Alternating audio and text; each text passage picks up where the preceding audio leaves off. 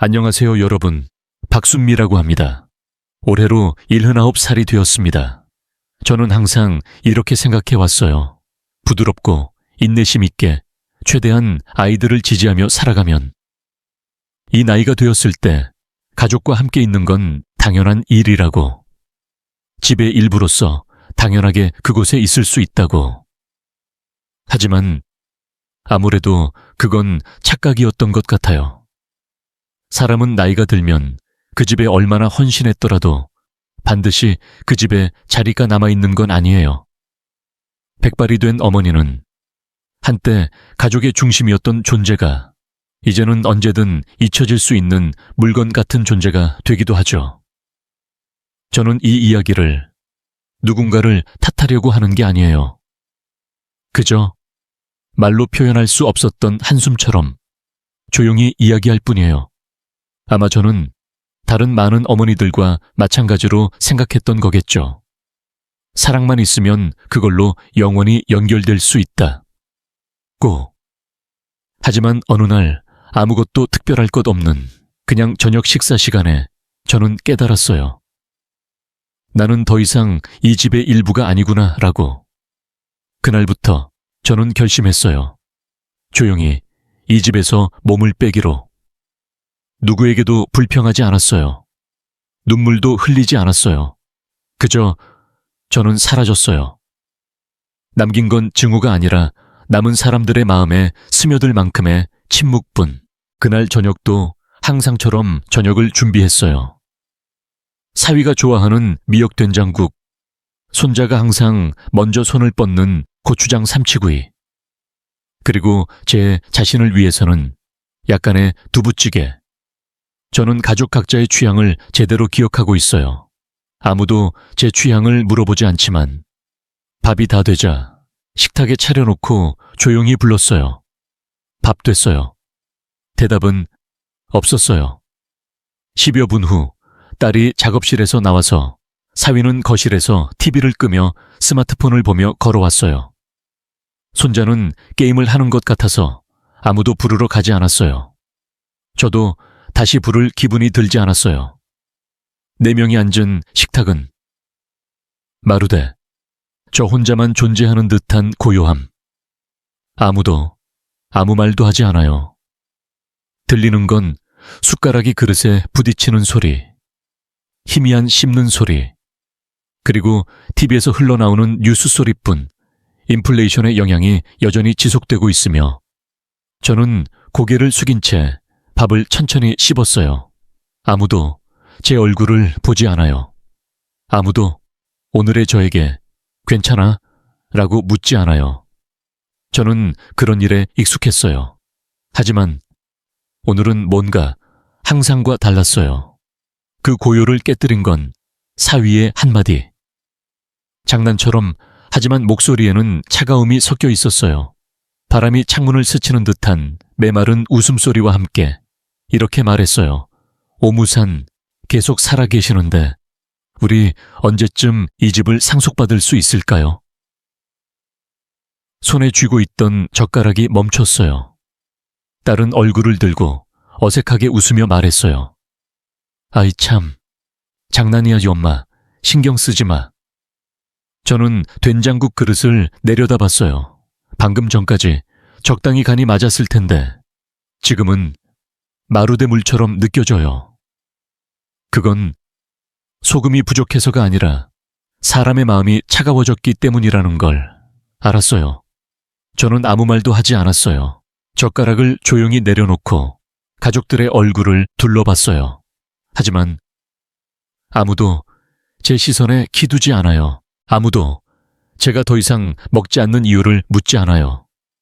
저는 일어나서 무언으로 그릇을 치우고 부엌으로 걸어갔어요. 그림자처럼 소리도 내지 않고 한 걸음 한 걸음이 제 마지막 자존심을 조용히 짓밟는 듯한 기분이 들어서 그 뒤에서 다시 TV 소리가 흘러나왔어요. 아무도 그냥 둬도 돼 라고 말하지 않아요. 제가 치우는 게 당연한 공기. 저는 이미 익숙할 텐데요. 하지만 왜인지 그날은 가슴이 아파서 견딜 수 없었어요. 사위는 예전에는 온화한 사람이었어요. 결혼 초에는 저를 엄마라고 부르며 부드러운 미소를 지어줬어요. 딸은 옛날에는 학교에서 돌아올 때마다 저에게 안겨서 엄마, 피곤하지? 오늘 뭐 먹었어? 라고 물어봤어요. 하지만 지금 그 말만이 공기 중에 매달린 채 상처처럼 마음에 남아 있어요. 엄마, 언제까지 살 거야? 우리 이 집 언제 받을 수 있을까? 그날 밤 저는 복도 안쪽의 작은 방에서 얇은 이불에 누워 있었어요. 한쪽에는 낡은 옷장, 다른 쪽에는 오래된 벽, 그 위에는 16해 전에 세상을 떠난 남편의 영정이 걸려 있었어요. 저는 그 사진 속 남편의 눈을 바라보며 마루대 살아있는 듯이 이렇게 속삭였어요. 여보, 그 말 들었어? 칼보다 아팠어. 저는 화가 난 게 아니에요. 그저 마음이 지칠 대로 지쳤을 뿐이에요. 벽에 얼굴을 돌리고 베란다에서 들리는 세탁기 소리에 귀를 기울였어요. 가족 모두의 빨래는 항상처럼 제가 빨아서 깔끔하게 개고 분류해서 정리해 놓아요. 하지만 이 집의 생활 속에서 제 존재는 보조에 불과하다는 걸 뼈저리게 느꼈어요. 딸은 예전에 이렇게 말해줬어요. 엄마, 같이 살아. 혼자 있으면 외로울 텐데. 하지만 같이 산다는 건 집을 지키고 식사를 만들고 손자를 돌보고 청소하고 그리고 입 다무는 거였어요. 아무도 기두지 않았어요. 오늘 제가 두통으로 비틀거렸다는 걸 아무도 보지 않았어요. 설거지할 때 제 손이 떨렸다는 걸 아무도 알지 않았어요. 제가 사흘 밤을 잠 못 이룬 걸 저는 항상 생각해 왔어요. 누구의 패도 되지 않으면 여기 있을 수 있다. 꼭. 하지만 이제는 마침내 깨달았어요. 장난이라도 어머니의 마음을 옥죄기에는 충분한 말이 있다는 걸. 다음 날 아침 저는 평소처럼 일찍 일어났어요. 얼굴을 씻고 옷을 갈아입고 차를 끓여요. 그리고 제단 앞에 앉아서 세상을 떠난 남편에게 합장하며 그저 조용히 긴 시간을 보냈어요. 몇 년 만일까요? 가족을 위해 아침을 차리지 않은 건 저는 그저 거기 앉아 있을 뿐이었어요. 말로 표현할 수 없는 텅 빈 공백과 함께. 하지만 머릿속에는 그 사위의 한마디가 몇 번이고 반복됐어요. 마루대, 변호사도 없는 법정에서 몇 번이고 읽히는 유죄 판결처럼. 오가산 계속 살아계시는데 언제쯤 집 받을 수 있을까요? 알아요. 저는 여기 너무 오래 있었는지도 몰라요. 어머니라는 존재는 오래 살면 짐이 되고 쓸모 없어지면 빚이라고 불리고 입 다물지 않으면 마침내 침묵하게 돼요. 하지만 저는 이미 오래 침묵해 왔어요. 침묵을 계속한 결과 누구의 귀에도 제 목소리는 들리지 않게 됐어요.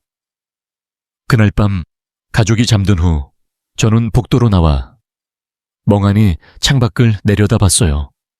서울의 밤은 평소처럼 밝고 소란스러워서 이 10층짜리 아파트의 한 방에서 한 어머니가 조용히 마음속으로 죽어가고 있다는 걸 아무도 기두킬 리 없어요. 제가 울고 있었다는 걸 기두킨 사람도 없어요. 라기보다는 저에게는 더 이상 눈물이 남아있지 않았어요.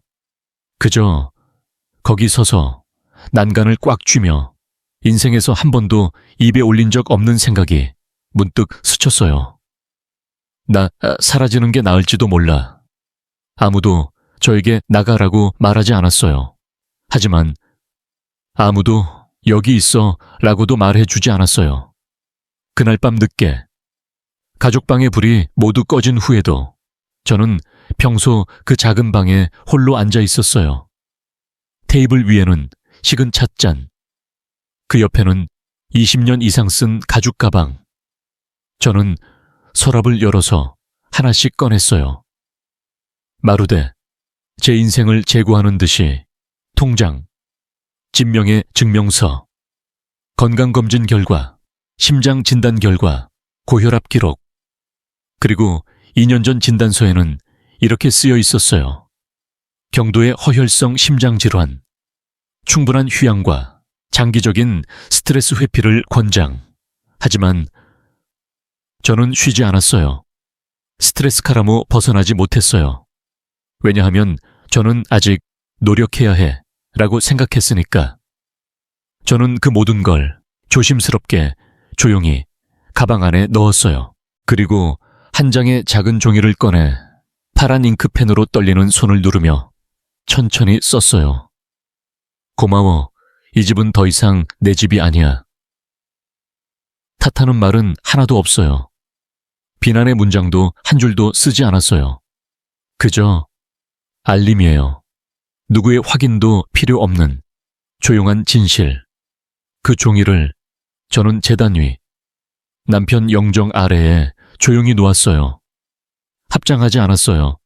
그저 조용히 중얼거렸어요. 여보, 먼저 가 있을게. 사람들은 잘 말해요. 집이라고 불러온 장소를 떠나기 전에 이별의 말을 전하고 싶어진다고. 하지만 저는 그렇게 생각하지 않아요. 진짜 집이었다면 이렇게 조용히 떠날 필요 따위 없었을 테니까. 하늘은 아직 어두워 새벽 전. 저는 코트를 걸치고 니트 모자를 쓰고 익숙한 운동화를 신었어요. 마지막으로 한 번 더 작은 제 방을 돌아봤어요.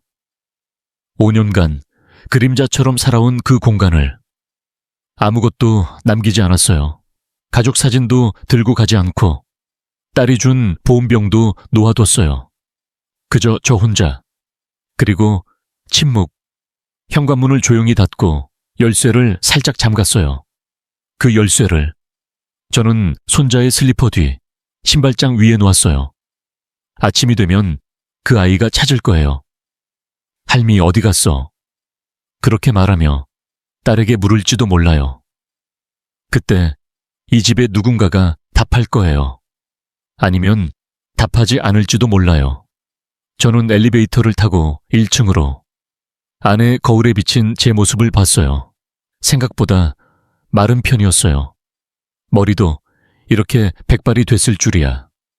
눈가와 입가의 주름, 한때 손자들과 웃으며 지낸 증거였을 텐데 지금은 잊힌 세월의 상처처럼 보였어요. 문이 열리고 로비로 경비원이 카운터에서 졸고 있었고 희미한 전등 불빛이 차가운 타일에 조용히 떨어져 있었어요. 아무도 알지 못했어요. 지금 한 어머니가 자신의 집을 조용히 떠나가는 걸. 저는 택시를 불렀어요. 기사가 목적지를 물었으므로 저는 경주역 근처에 작은 호텔 이름을 말했어요. 10년 전 혼자 여행으로 묵은 적 있는 곳이에요. 이렇게 새벽에 어디로 가세요? 기사님이 부드럽게 물었어요. 저는 미소 지었어요. 하지만 대답하지 않았어요. 거짓말하고 싶지 않았으니까. 하지만 진실을 말할 이유도 더 이상 없었으니까. 사라지는 사람은 마지막까지 조용히 사라져야 한다고 생각해요. 호텔에 도착해서 현금으로 지불했어요. 3박만 부탁드려요. 라고 말했어요. 가족을 기다리는 중이세요. 라고. 접수원은 많이 묻지 않았어요. 안내된 건 작지만 따뜻한 느낌의 방. 저는 가방을 내려놓고 창가에 앉아서 경주의 거리를 바라봤어요. 노후에 한 번 더 살아보고 싶다고 바랐던 곳. 앞으로의 일은 저도 모르겠어요. 자신이 무엇을 할지도 아직 정하지 않았어요.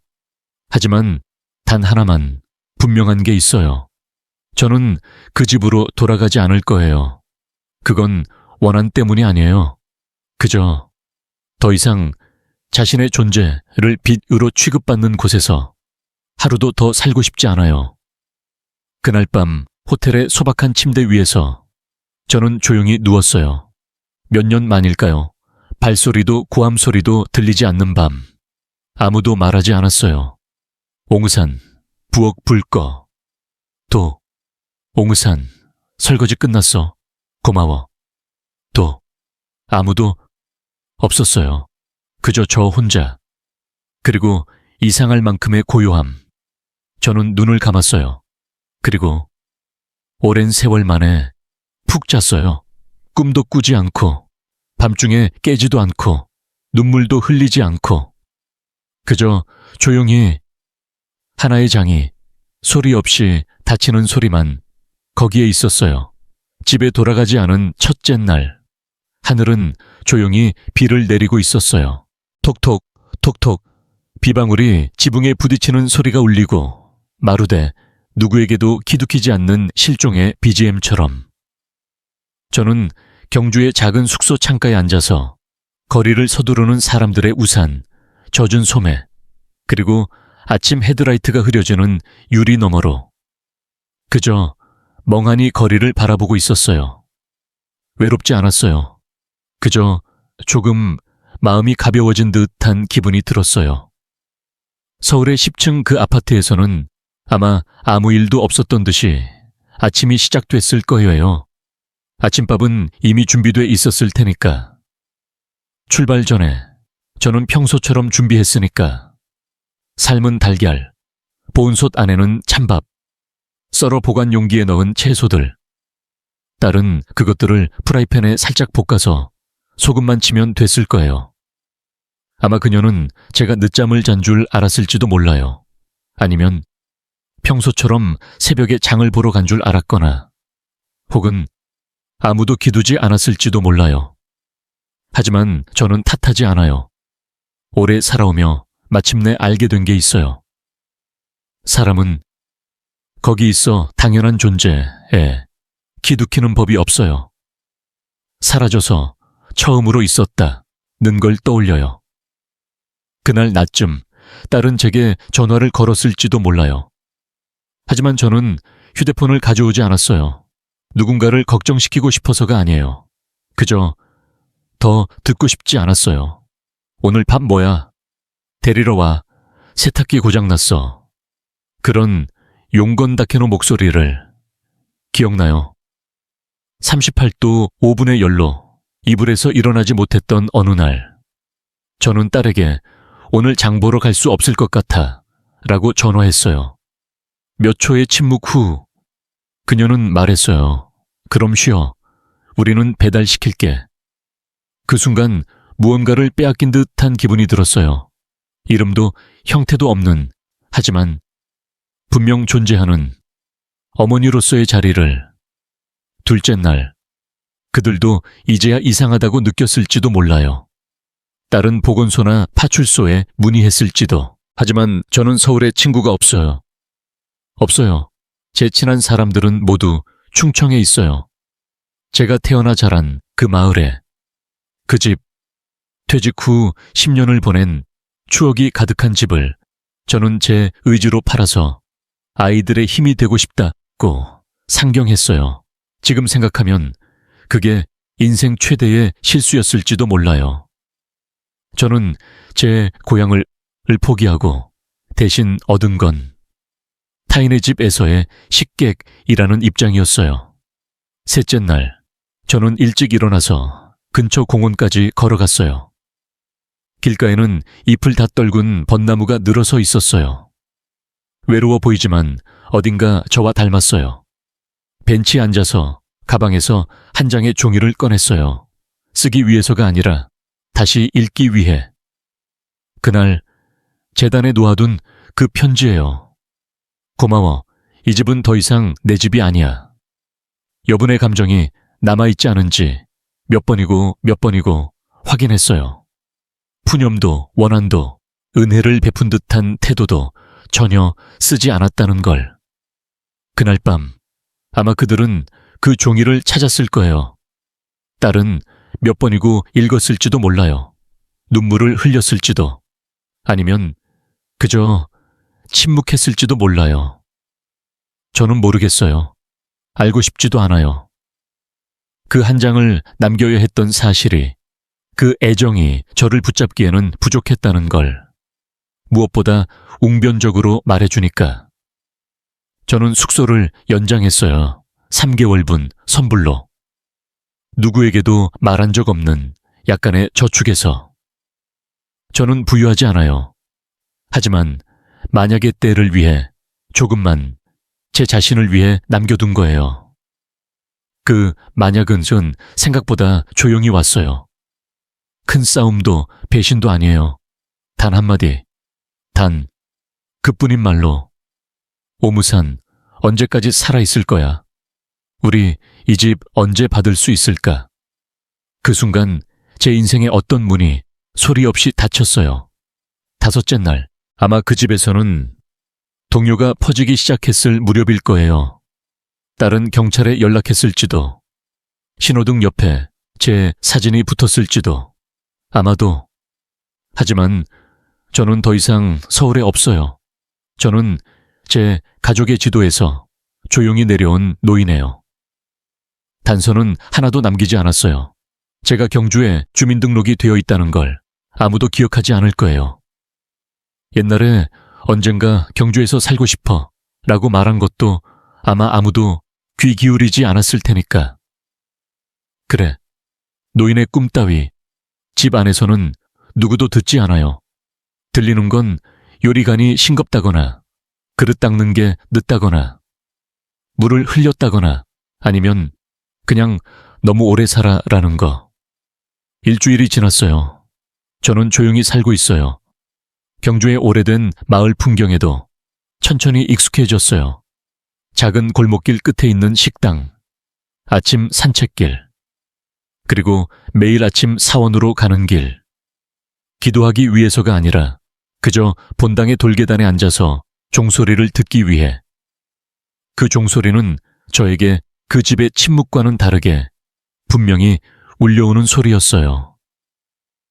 8째 날, 은행에서 마지막 예금 통장의 통지가 왔어요.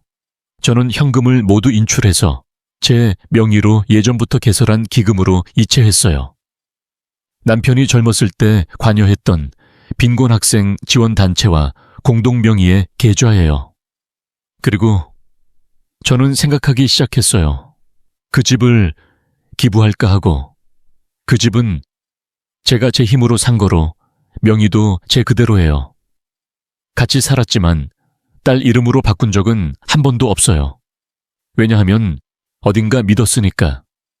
언젠가 감사라는 말의 무게를 아이들도 배우길 바랐으니까. 말로 전해지지 않으면 제 마지막 행동으로 전하고 싶었어요. 10째 날 밤, 저는 꿈을 꿨어요. 딸이 그 낡은 복도에 서 있었어요. 하얀 파자마를 입고 머리는 헝클어지고 눈 밑에는 깊은 다크서클. 저는 복도 끝에 등을 돌린 채 서 있었어요. 꿈속에서 그녀가 불렀어요. 오무산, 돌아와. 하지만 저는 돌아보지 않았어요. 아니, 더 이상 돌아볼 수 없었어요. 몇 번이고 인생에서 등을 돌려왔으니까. 웃으며 참고, 괜찮아, 엄마니까 라고 계속 말해왔으니까. 하지만 이번에는 더 이상 돌아보지 않기로 결심했어요. 저는 일기를 쓰기 시작했어요. 누구에게 읽히게 하기 위해서가 아니라 제 안에 있던 기억을 조용히 기록하기 위해. 전기세 낸 날, 쌀 산 날, 아침 5시에 일어나 밥 한 날, 사위가 무심코 한 그 말, 부엌을 지날 때마다 제 눈을 보지 않은 딸, 불을 끄는 걸 잊었다고 꾸중 들은 날. 그날 저는 그저 더 맛있는 걸 만들고 싶었을 뿐이었어요. 그리고 매일 밤 제단 앞에 서서 아무 말 없이 그저 조금 더 참을 힘을 주세요 라고 세상을 떠난 남편에게 빌었던 것. 사람들은 잘 말해요. 어머니가 사라지면 가족은 당황한다. 고. 하지만 저는 달랐어요. 제가 사라진 건 누군가 걱정해 주길 바랐기 때문이 아니에요. 그저 기억해 주길 바랐어요. 부드러운 어머니의 모습이 아니라 그 어머니가 얼마나 침묵하며 참아왔는지를. 그날 저는 변호사 사무실로부터 전화를 받았어요. 집 권리증, 위임장, 그리고 기부에 관한 의향서. 모두 보냈어요. 한 달 취소 의사가 없으면 절차를 시작합니다. 라고 전했어요. 그리고 저는 전혀 철회하지 않았어요. 감사를 모르는 자에게, 어머니를 유산의 일부로만 생각하는 자에게 아무것도 남기고 싶지 않았어요. 저는 바랐어요. 그 집이, 저를 타인 취급한 그 장소가 이제는 어머니라는 말을 모르는 아이들을 위한 따뜻한 장소가 되길. 그 부엌이 제가 한 번도 고마워를 듣지 못한 장소가 이제 독서실로서 고요함과 안심을 주는 곳이 되길. 저는 제 침묵을 다른 목소리로 바꾸고 싶었어요. 가족을 위해서가 아니라 자신을 위해. 2주째 마지막 날, 저는 작은 케이크를 샀어요. 좁은 방에서 혼자 먹었어요. 촛불 하나를 켜고 조용히 마음속으로 중얼거렸어요. 오메데토 순미. 처음으로 자신을 위해 살았네. 제가 10층 그 아파트에서 나온 지 정확히 30일째 아침. 경주의 하늘에는 부드러운 햇살이 비치고 있었어요. 저는 평소처럼 작은 하숙집 창가에 앉아서 식은 녹차컵을 손에 들고 아래 마을 거리를 멍하니 내려다보고 있었어요. 노부부 한 쌍이 나란히 자전거를 타며 무언가를 이야기하며 웃고 있었어요. 말은 들리지 않았지만 그 미소 안에 분명 온기가 보인 듯 했어요. 제가 오랜만에 느껴보지 못했던 따뜻함. 그 같은 아침, 저는 어떤 소식을 받았어요. 변호사 사무실에서 딸에게 연락이 갔다는 거예요. 그 변호사는 제가 신중히 고른 사람이었어요. 말수는 적지만 노인에게 연민이 아니라 존중으로 대하는 분. 저는 그에게 전했어요. 정확히 30일 후에 딸에게 연락해 주세요. 제가 살아있는지는 말하지 마세요. 그저 최후의 유언으로 전해주세요. 그는 조용히 고개를 끄덕였어요. 그리고 오늘 아침 그 전화는 예정대로 걸렸어요. 저는 상상했어요. 딸이 작업실에서 컴퓨터를 열며 울리는 스마트폰을 한 박자 늦게 받는 모습을. 네, 누구세요? 그리고 수화기 너머에서 차분한 목소리가 울려요. 안녕하세요. 박순미 씨의 대리인을 맡고 있는 변호사입니다. 오늘은 상속 및 본인의 유언에 관한 중요한 연락으로 전화드렸습니다. 그 순간 딸은 아마 숨을 죽였을 거예요. 대답할 수 있었을지는 모르겠어요. 하지만 저는 믿어요. 그 한순간 딸은 마침내 깨달았어요. 엄마는 정말 사라졌구나라고. 변호사는 계속해서 알렸대요. 현재 가족이 거주 중인 아파트. 박순미 씨가 명의자인 그 물건은 한국학생지원재단에 전액 기부되는 것이 확정되었습니다. 이미 공증이 완료됐고 양도 절차는 2주 이내에 완료 예정입니다. 저는 딸에게 아무것도 남기지 않았어요. 이론도, 개별 편지도, 변명도. 단 하나, 5년간 함께 산 날들에서 제가 기록해온 지출 명세를 유언의 일부로 첨부했어요. 감정적인 말은 전혀 없어요. 원한의 한마디도 없어요. 그저 조용히 이렇게 적혀 있었어요. 2020년 6월 3일 쌀구매 1,650원. 2020년 10월 19일 9월분 전기세 7,230원. 2021년 3월 10일 손자 안약 구매 680원. 2022년 7월 17일 사위로부터 쓸데없는 짓 하지마 라고 들음. 금액 없음. 2023년 11월 8일 세탁기 수리비용 파일 2,000원. 2023년 12월 15일 그릇 깨서 꾸중 들음. 금액 없음. 저는 모든 걸 적어왔어요. 고소할 생각도 없어요. 탓할 생각도 없어요. 그저 엄마는 식객이 아니었어. 누구에게도 부탁받지 않았더라도 엄마는 조용히 부담을 지고 지지하고 보탰어. 그리고 마지막에는 아무 말 없이 마음이 자리가 아니다 라고 느낀 순간에 조용히 떠났어. 제가 그 전화 자리에 있었던 건 아니에요. 하지만 나중에 근처에 사는 지인이 조용히 알려줬어요. 그날 오후 딸님은 혼자서 줏도 멍하니 앉아 계시고 손에는 이메일을 인쇄한 종이를 쥐고 한마디도 하지 않으셨어 라고. 그날 밤 딸은 저녁을 차리지 않았대요. 5년 만에 처음이었어요. 사위는 스스로 부엌을 치웠고 손자는 미역된장국이 없는 걸 퀴두하고 할미는 이라고 물었어요. 아무도 대답할 수 없었어요. 그 단 한마디가 그 집의 공기를 얼어붙게 했어요. 그 이야기를 들어도 저는 기쁘지 않았어요. 꼴 좋다 같은 기분도 들지 않았어요. 왜냐하면 어머니란 기억된다면 따뜻함으로 있어야 해. 사라진 외로움으로 있어선 안 돼. 하지만 저는 이미 충분히 기다렸어요. 미안해 라는 한마디를. 됐어. 엄마는 앉아있어 라고 말해줄 나를. 그리고 단 한 번이라도 안아주는 걸. 딸이 이렇게 물어주는 걸 기다렸어요. 오무산, 오늘 피곤하지? 손자가 천진난만하게 이렇게 물어주는 걸 바랐어요. 할미, 오늘 시험 100점이었어. 기뻐? 저는 기다렸어요. 너무 오래 기다리다 보니 왜 기다리는지조차 모르게 돼버렸어요. 그 전화 후 변호사로부터 한 통의 이메일이 왔어요. 가족은 통지를 받았습니다. 반응은 없어요. 답변도 없어요. 저는 고개를 끄덕였어요. 침묵. 저는 침묵으로 떠나는 걸 선택했어요. 그래서 그 침묵을 돌려받는 것도 받아들여요. 하지만 저는 알았어요. 그들의 마음속에서 무언가의 소리가 울리기 시작했다는 걸. 그건 눈물도 아니고 비명도 아니고 그저 텅 빈 구멍의 소리. 매일 거기 있었을 누군가가 이제는 더 이상 없다는 현실의 소리. 저는 그대로 조용히 살아갔어요.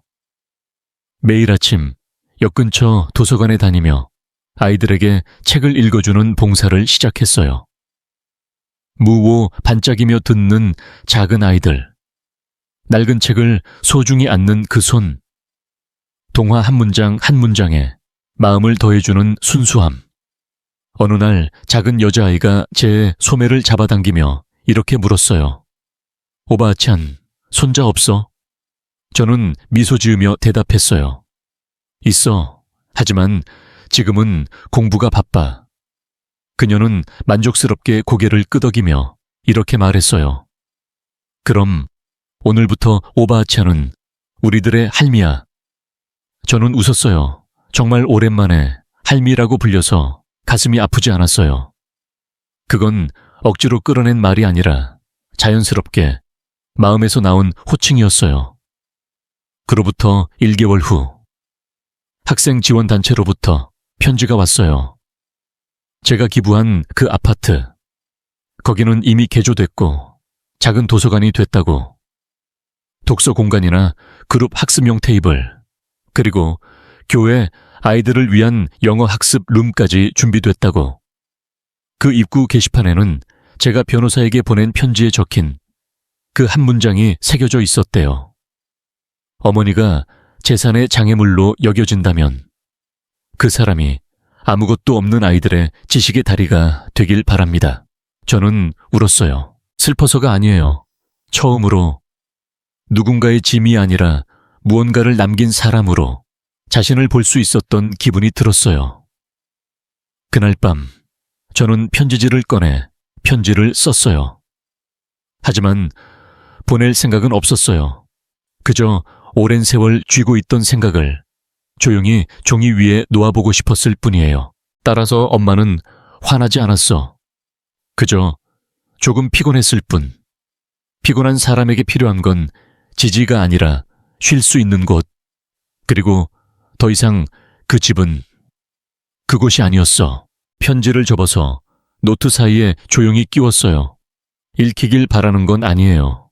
그저 언젠가 그 아이가 왜? 라고 멈춰 섰을 때 조금이라도 그 물음에 늦게라도 닿는 답이 남아있길. 그 집을 나온 이후 저는 더 이상 식탁의 이름이 아니었어요. 아무도 묻지 않는 엄마 밥 먹었어? 라고. 아무도 제 귀가를 기다려 밥솥 스위치를 켜지 않아요. 아무도 마지막 두부를 남기지 않아요. 아무도 뼈 발라낸 생선 한 점을 제 그릇에 조용히 놓지 않아요. 저는 가족의 생활 리듬에서 마루대 처음부터 없었던 듯이 조용히 스윽 사라져 있었어요. 그런데도 이상하게 저는 허무함을 느끼지 않았어요. 오히려 반대였어요. 저는 달아있던 제 안에 무언가가 조금씩 분명히 메워지고 있는 걸 느꼈어요. 저는 골목 안쪽의 작은 임대집을 빌렸어요. 회색기와 지붕에 목조벽. 다다미 바닥은 조금 낡았지만 아침이 되면 부드러운 햇살이 스며드는 밝은 방이었어요. 집주인은 80세를 넘긴 여성으로 이름은 영자씨. 혼자 살아요. 아들은 미국에 살고 있어서 가끔 편지가 온대요. 그녀는 많이 묻지 않았어요.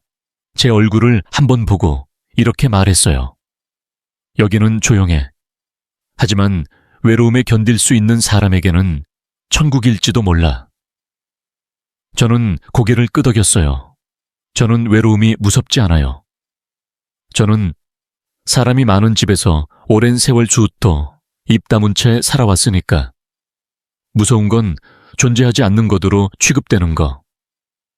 새 집에서 맞은 첫 아침, 저는 일찍 일어났어요. 누구에게도 부탁받지 않았어요. 아무도 아침밥을 기다리지 않아요. 그래도 저는 차를 끓이고 된장국을 만들고 혼자 천천히 아침 식탁에 앉았어요. 짜다고 말하지 않아요.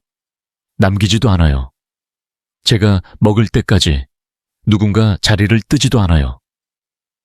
저는 제 리듬으로 살 수 있었어요. 낮이 되면 자전거로 낙동강변 공공도서관으로. 거기서는 화목 일요일에 아이 대상 읽어주기 모임이 열려요. 저는 봉사자로 참여했어요. 아무도 제게 누구세요라거나 나이 많아서 무슨 일하거나 교사 면허 있나 라고 묻지 않았어요. 도서관 담당자는 그저 이렇게 말했어요. 책을 좋아하고 아이를 좋아하면 그걸로 충분해요. 아이들은 곧 저에게 따랐어요. 저를 순할미라고 불러요. 저번 이야기 이어서 읽어줘 라고 조르는 아이도 있고 조용히 제 옷자락을 잡고 놓지 않는 아이도 있어요. 저는 딸이 아직 작았을 때 몇 번이고 읽어준 동화를 그들에게도 읽어줬어요. 한 아이는 제 발밑에서 잠들었어요. 그 손은 줏도 제 옷끝을 쥔 채. 저는 울지 않았어요. 하지만 집에 돌아갈 때마다 저는 수첩을 열어서 적었어요. 오늘 4명의 아이가 끝까지 들어줬어. 한 명은 제 발밑에서 푹 잠들었어. 오랜만에 마음이 따뜻하다고 느꼈어. 오후에는 자주 낙동강변으로. 저는 벤치에 앉아서 주먹밥을 먹었어요. 때로는 만화 만들어서 길가에서 꽃을 파는 할머니에게도 나눠줬어요. 그녀는 말했어요. 누군가 만들어준 밥을 먹으면 자신이 아직 인간이라고 느껴져. 그 기분 저는 잘 알아요. 옛날에 저는 가족을 위해 식사를 만들었지만 누구도 맛있게 먹지 않았어요. 그저 흘려놓는 다케이였어요. 저는 조용히 말했어요. 앞으로 매번 하나 더 만들어 올게. 그녀는 살짝 눈을 촉촉히 적시며 고개를 끄덕였어요. 제 생활은 그 오모 조용히 이어졌어요. 고함 소리 없는 날들, 문을 거칠게 닫는 소리도, 식탁에 떠도는 억지 웃음소리도 더 이상 여기 없어요. 저는 책을 읽고 편지를 쓰고 라디오를 듣고 일기를 썼어요. 그 하나하나의 행동이 제 치유의 한 걸음이었어요. 저는 누군가의 짐이 되고 싶지 않아요. 하지만 저는 아무것도 남기지 않고 사라지는 존재도 되고 싶지 않아요. 저는 지금 자신을 다시 태어나게 하고 싶다고 생각해요. 어느 날 옷장 정리를 하다 한 장의 낡은 사진을 찾았어요. 아직 2살 딸을 안고 찍힌 그 시절 제 사진. 저는 그것을 스마트폰으로 다시 찍어서 그리고 원본 사진을 버렸어요. 딸을 더 이상 사랑하지 않아서가 아니에요. 그저 저는 기억을 남기고 싶었어요. 뒤에 차가운 대접에서 오는 아픔. 이 아니라 사랑이란 반드시 놓지 않는 것이 아니에요. 때로는 자신의 존재가 주위를 피곤하게 한다는 걸 기두었을 때 조용히 떠나는 게 사랑의 형태가 되기도 해요. 월 초에 저는 하나의 소포를 받았어요. 그건 학생회에서 온 거였어요. 거기에는 이렇게 쓰여 있었어요. 도서실이 무사히 개관했습니다. 라고. 그리고 첨부된 사진에는 그 간판의 글자가 분명히 찍혀 있었어요. 박순미 도서실, 지식이 특권이 되지 않도록. 저는 그 사진을 한동안 바라봤어요. 옛날에 짐이라고 불린 이 이름이 지금 작지만 의미 있는 건물에 당당히 새겨져 있어요. 그 개관날 제 가족은 아무도 오지 않았어요. 저는 학생회에 미리 전했어요. 그들은 부르지 마세요. 대신 뉴스로 읽게 해주세요. 마루대, 누군가 먼 사람의 이야기처럼. 그 감각을 저는 그들에게 알려주고 싶었어요. 옛날에 엄마라고 불린 존재가 이제는 그냥 뉴스의 이름이 됐다는 현실. 그건 복수가 아니에요. 그저 사소한 공평. 옛날에 보이지 않는 존재로 살아온 어머니에게 작은 자부심이며 존엄이었어요. 그날 밤 저는 방에 마련한 작은 제단 앞에 앉았어요. 액자에는 남편의 얼굴, 향 연기가 일렁이고 흰밥의 김기가 희미하게 피어 있었어요. 저는 조용히 목소리를 냈어요. 여보, 나 이제 괜찮아. 더 이상 춥지 않아. 밤바람이 창에서 조용히 불어 들어와요. 하지만 저는 더 이상 외롭지 않았어요. 저는 더 이상 잊힌 어머니가 아니었어요. 저는 지금 살아있는 어머니, 자신을 위해, 그리고 이 세상에는 아직 친절함이 있다. 고 믿고 싶은 이름 없는 아이들을 위해. 개관날 서울의 하늘은 맑지도 비도 아니었어요. 그저 조용하고 조금 쌀쌀해서 마루대 이 도시가 이 사소한 식전에 경의를 표하는 듯한 아침이었어요. 식은 한국학생지원재단의 주최로 진행됐어요. 장소는 옛날에 제가 살던 10층 그 방 앞. 작은 책상이 하나 놓여 있고 그 뒤에 흰 아크릴판에 간판이 세워져 있었어요. 거기에 새겨진 건 박순미 도서실, 지식이 특권이 되지 않도록. 그 아래에는 옆모습의 여성 사진. 백발을 뒤로 묶고 아이에게 책을 읽어주는 모습. 그건 저였어요. 경주의 도서관에서 읽어주기를 하던 때 촬영된 사진이라고 해요. 그들이 사용할 줄은 몰랐어요. 하지만 그 사진을 봤을 때 저는 웃었어요. 저는 버려진 인간처럼 보이지 않았어요. 오히려 살아있는 사람이었어요. 식전은 재단의 웹사이트에서 조용히 생중계됐어요. TV도 신문도 오지 않았어요. 시청자는 수백 명. 그 대부분이 학생이나 나이든 교사들이었어요. 하지만 그 중계를 뜻밖에도 보고 있던 세 사람이 있었어요. 작은 방 구석에서 짙도 화면을 바라보고 있던 세 사람. 제 딸, 사위, 그리고 손자. 저는 초대장 따위 보내지 않았어요. 저는 미리 전했어요. 식은 그들이 없는 것으로 진행해 주세요. 그리고 그들은 식전 현장에 없었어요. 그저 멀리서 옛날에 알던 사람, 옛날에 친하고 옛날에 혈연이 있던 누군가의 인생을 타인 같은 눈으로 지켜보고 있었어요. 딸은 아무 말도 하지 않았어요. 그저 셔츠 자락을 꽉 쥐고 짙도 화면을 바라보고 있었어요. 사위도 평소처럼 장난을 던지지 않았어요. 그리고 손자가 간판을 보며 조용히 중얼거렸어요. 엄마, 저거 할미? 아무도 대답하지 않았어요. 그저 사회자의 조용한 목소리가 현장에 울렸어요.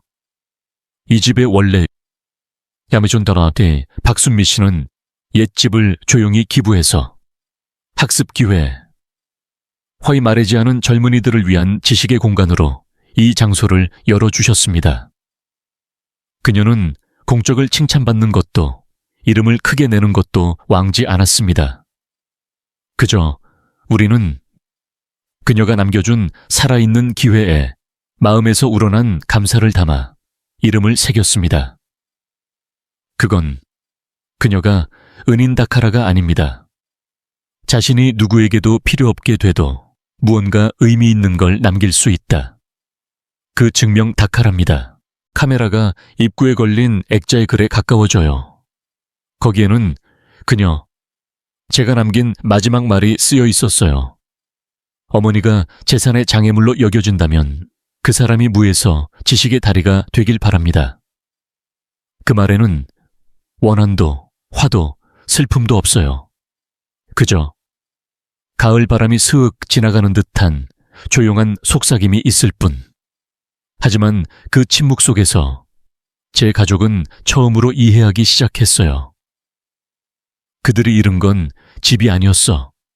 어머니였어. 식이 끝난 후 학생회는 제게 식전 다이제스트 영상을 보내줬어요. 저는 그것을 경주의 작은 방에서 혼자 봤어요. 눈물은 나오지 않았어요.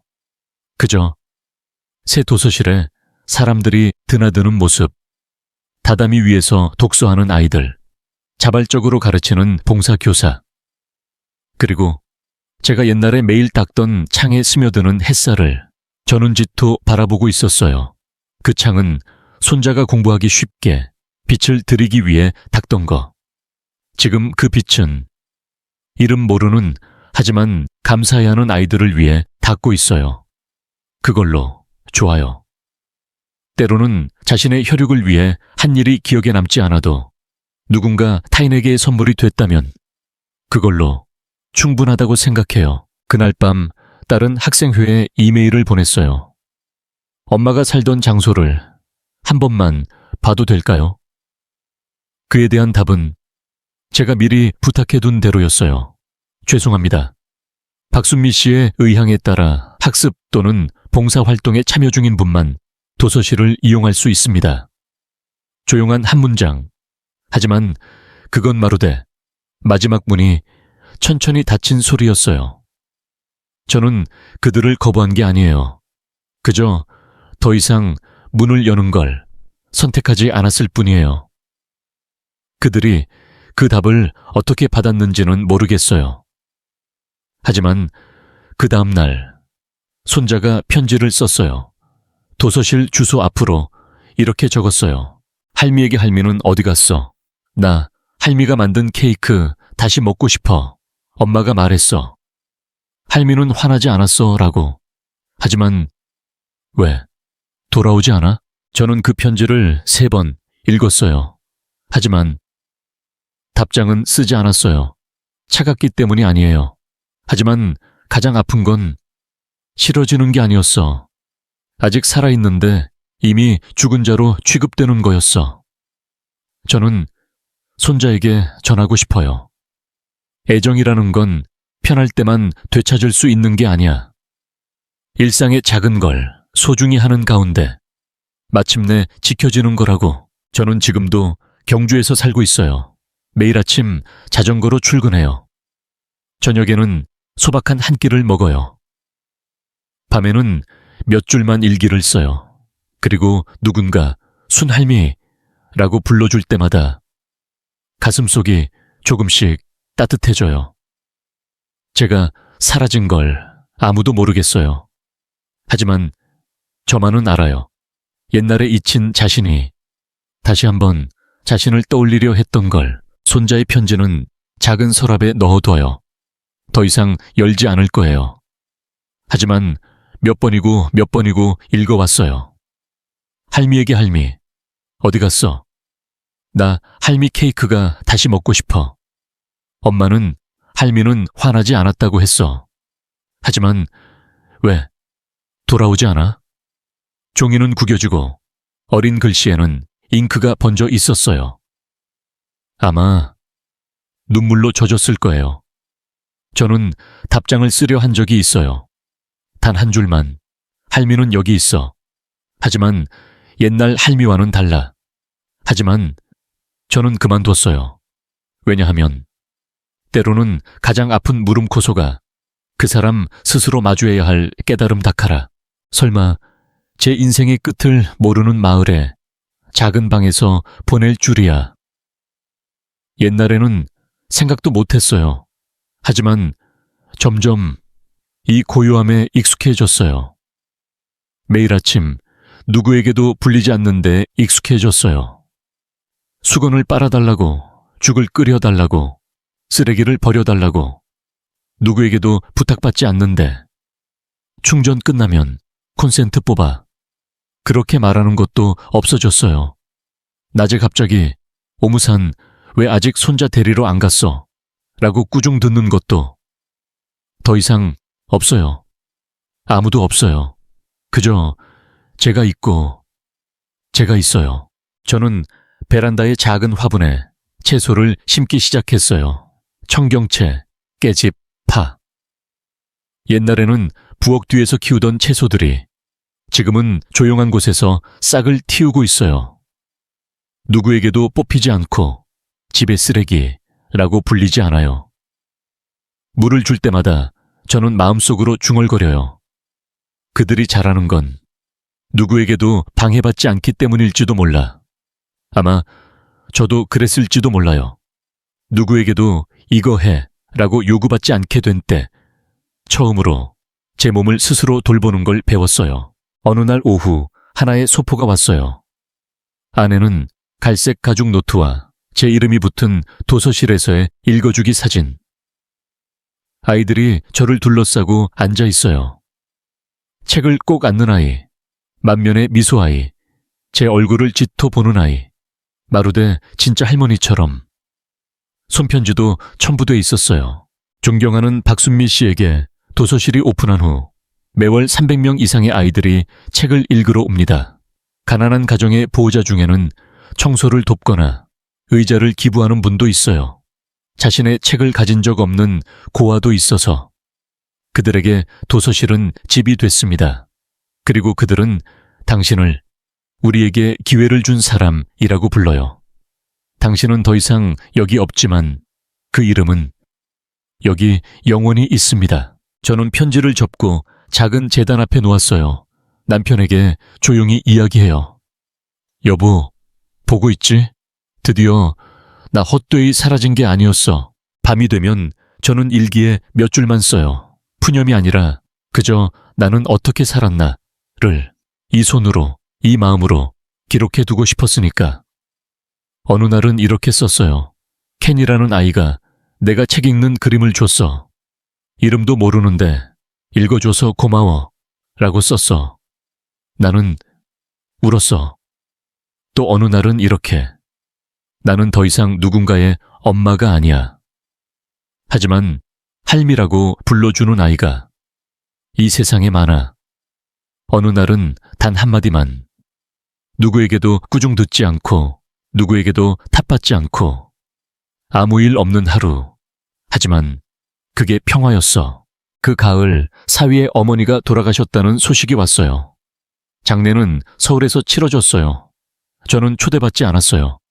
하지만 우연히 지역신문에서 장례 사진을 봤어요. 그녀는 오랜 세월 교사를 했으니까 기사가 됐어요.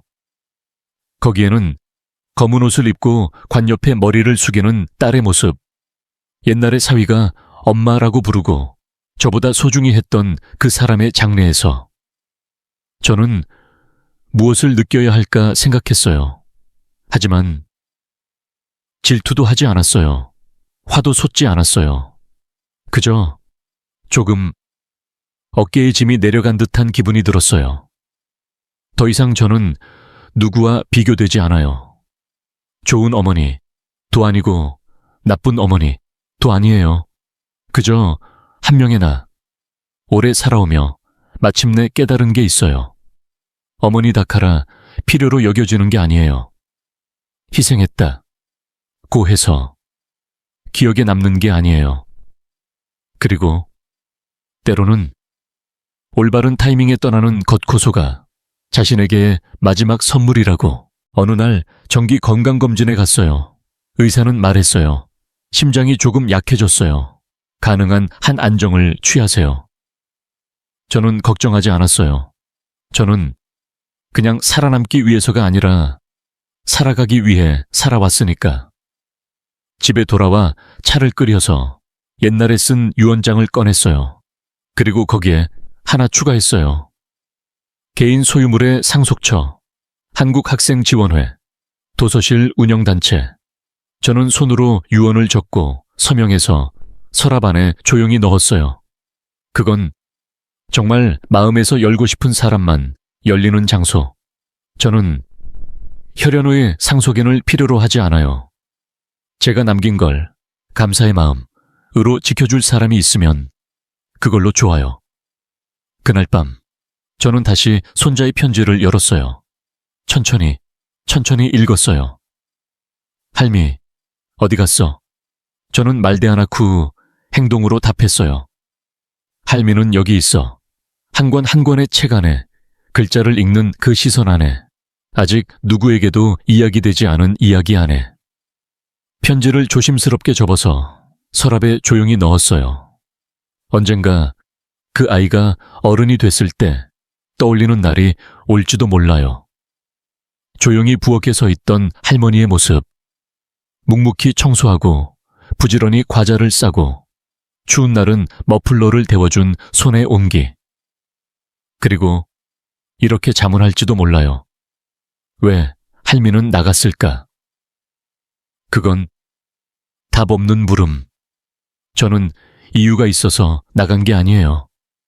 이유가 너무 쌓여서 나간 거예요. 누군가를 아프게 하기 위해서가 아니에요. 그저 어머니가 사라져도 누구도 이유를 물을 수 없었을 때, 그 물음은 영원히 거기 남는다는 걸 가르치기 위해 지금 저는 조용히 살고 있어요. 매일 아침 일찍 일어나서 식물에 물 주고 차를 끓여요. 일주일에 한 번 도서실에 가고 한 달에 한 번 자신 앞으로 편지를 써요. 저는 더 이상 누구의 소유물도 아니에요. 하지만 태어나서 처음으로 이 인생에 자신이 속해 있다고 느껴요. 화려한 인생은 아니에요. 하지만 평온해요. 훈장은 없어요. 하지만 남긴 건 있어요. 누군가 물으면 아직 화나세요? 저는 미소 지으며 이렇게 답할 거예요. 아니요. 그저 옛날에 자신이 너무 희망을 가졌던 게 조금 슬플 뿐이에요. 그리고 이렇게 물으면 용서했어요? 저는 조용히 답해요. 더 이상 용서할 필요도 없어요. 왜냐하면 나는 더 이상 슬픔이 따라올 수 없을 만큼 멀리 와버렸으니까. 한국 아렌하 크게 울지 않아요. 사람을 탓하지도 않아요. 그들은 조용히 사라져요. 하지만 그건 조용하기에 사람의 마음을 흔들어요.